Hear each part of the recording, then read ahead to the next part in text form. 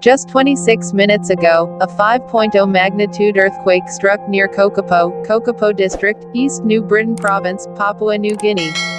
The tremor was recorded late at night on Tuesday, May 23, 2023, at 11 p.m. local time, at a shallow depth of 10 kilometers below the surface. The event was filed by the United States Geological Survey, the first seismological agency to report it.